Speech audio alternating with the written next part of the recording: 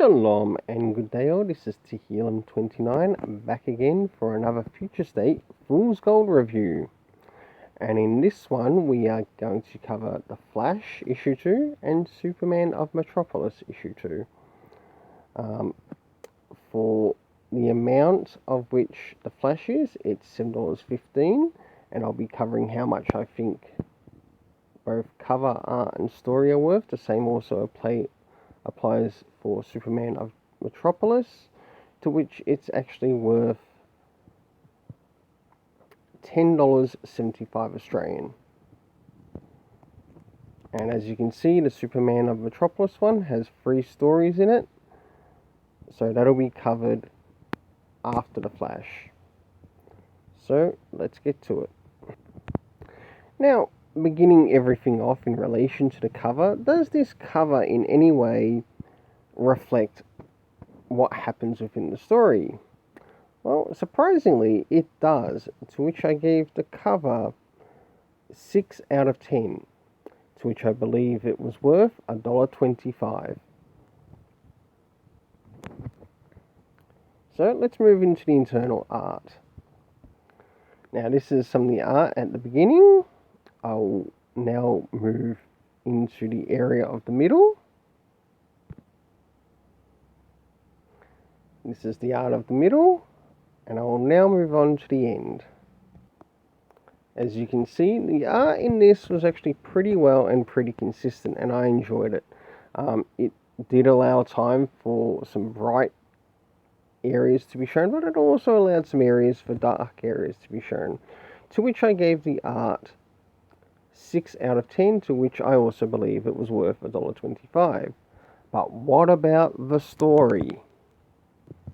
Now, was this story a high 10? No. Was it a high 9? No. Was it a high 8? Nope. High 7? Nope. High 6? Yes. Just. Why did it get the high 6? Well, one good thing is in this story is that the writer did remember to add in locations, to which we got to cover Central City and also the Speed Lab. They did a good job in pointing out who the cast of characters were, which I did enjoy. But is this the best of stories? No. If it's anything that really needs to if anything, this story brings across how dangerous famine is. It's got nothing to do with the Flash family. It's got to show how dangerous famine is, and how he preys upon members in the Speed Force. The idea is good, but you got to provide a weakness for the villain too. Like a proper weakness. And in this, it felt like it gave no weakness, like a real proper weakness, which would help the character, and it would also raise up the story score to about maybe 7, maybe 8. And this is why I gave the story 6 out of 10, to which I believe it was worth $1.25, giving a total of $3.75. Time to move on to Superman of Metropolis issue 2. Like I said before, this story actually has 3 stories in it. But before I do, I'd actually like to move on to the backup stories before I move on to the main, because I've actually got something to say about the main story. So just wait here until I get the pages set for the second story, to which will be reviewed. So jumping directly into some of the art within the second story, to which we have the cast character of Shiloh Norman. And we get the location of Bakerline, which is actually shown within the story. And I really enjoyed that because it brought some more depth as to other places within Metropolis. And it was really nice that this was brought in. I did like the art though for Shiloh Norman, but one thing I'd like to see done in this story, for the art I gave it 5 out of 10, to which I believe it was worth $1. For the story though, I felt that the story really slipped this time. There's quite a bit happening here, and by what I sort of see here in what the artist and what the writer is trying to do, is that Shiloh Norman has added some new abilities to his mother box component, which he uses with his suit to escape situations. And even though, yes, you can see it within the art, I really appreciate that. It would be nice to know why he made those changes in the mother box. And that wasn't really brought across within the story. To which I gave the story 3 out of 10, to which I believe it was worth 70 cents. Don't get me wrong, I really liked what happened here with the art. In fact, I think in some cases, if you are going to do this with, say, Shiloh Norman's suit, change the suit up a little bit more so we can see that there has been changes. Like, don't make him appear like the original Mr. Miracle. Change his suit in a way, or change his costume in a way to which it, in some essences, that it reflects his new abilities with the mother box, which is within the suit. That is the only thing I have to say about this. Time to move on to the third story. Moving on, the issue of the Guardian, or the story of the Guardian in this. This art, it felt pretty consistent, but it also felt like it lacked in some places. To which I gave the art overall 5 out of 10. It was nice in like bringing across some of the characters, but I also felt it lacked in some consistency with the characters. To which I now move on to the story, dealing with the cast of characters. Of course, we've got the key Guardian himself. I do enjoy the fact that they brought across who these characters were, but did it actually help with the story? I'd have to say in some places, not really. I really think it could have improved a bit more. Of course, we've got the area of the Daily Planet, which is visited within the story. Why was that necessary?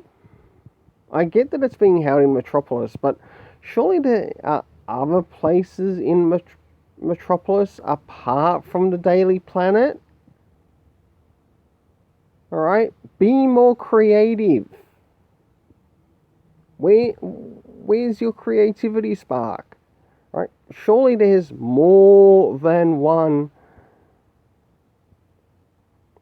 newspaper place in the area of Metropolis apart from the Daily Planet.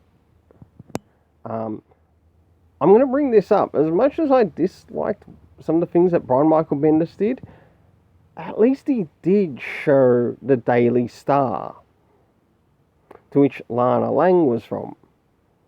Why couldn't you have used maybe even the Daily Star's location? And maybe even show some of the area around that. Is that too lazy for your liking? I also do like as well that one new area that it did bring in, which I did like, and that was bringing an area around the area of Metropolis University. That I did like. Right, that brought in a new area within Metropolis to which us, the reader, got to visit. So in that, thank you very much. And I know that was shown at the beginning of the story. But what's the overall mark for the story, for the rating? 3 out of 10, to which I believe it's worth 70 cents. I did sort of like the ending in it though, but it felt a little bit rushed, especially that ending part. It could have been shown with less glass. Now to finally move on to the main story. Did the cover in any way help what was happening within the story? Did it get a 10? No. Did it get a 9? No. Did it get an 8? Or a 7? Or a 6? No. But it did get a 5 though, to which I believe it was worth a 5 out of 10 and worth $1. I think it really would have improved. I think the variant cover for this was actually more of a better choice, and I think they should have used this the variant cover as the main cover, not this cover, because if they had have used the main cover, I would have given this cover rating a little bit higher. So let's have a look at the internal art around the beginning and middle first before I move on to the end. Alright, this is some of the art around the beginning. Some art around the middle. And I'll finally move on to the last one around the end. Okay, for the art around the end, the art felt pretty consistent in some places, but it also felt it lacked in regards to a little bit more description around some of the faces that could have been used.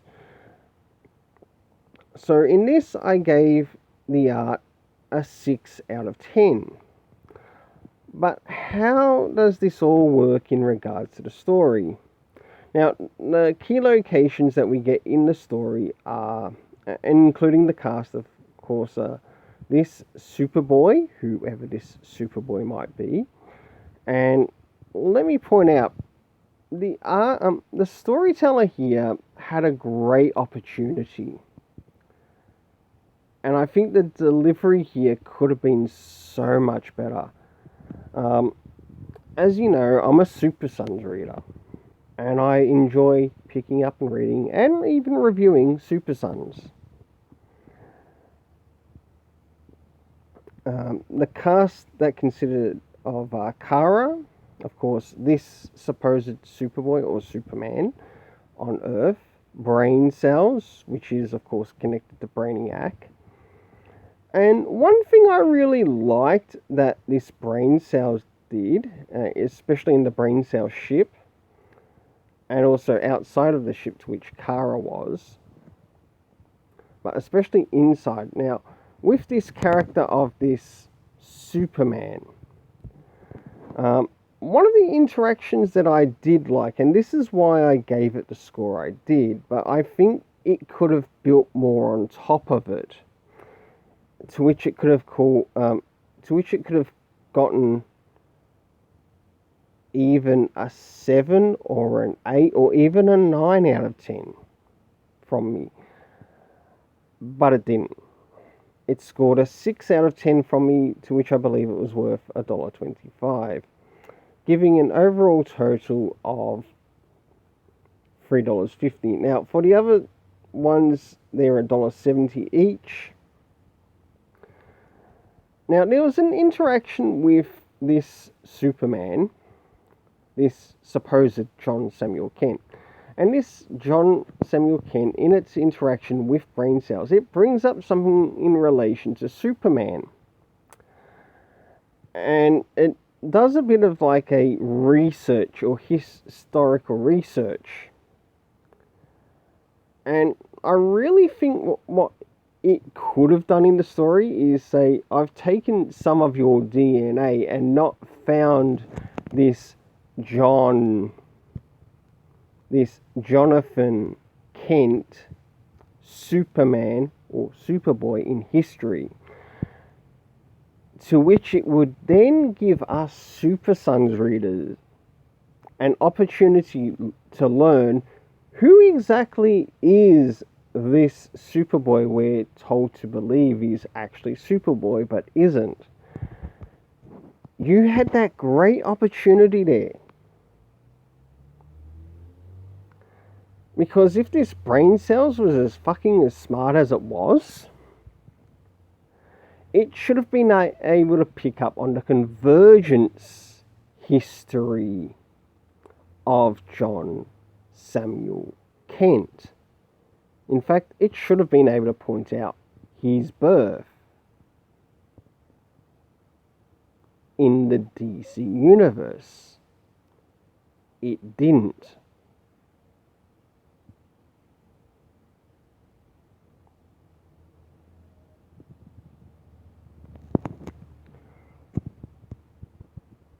And that is why I gave the story 6 out of 10. Well, until then, please don't forget to hit the like, share, subscribe, hit the notification bell. And until then, let's keep it colourful.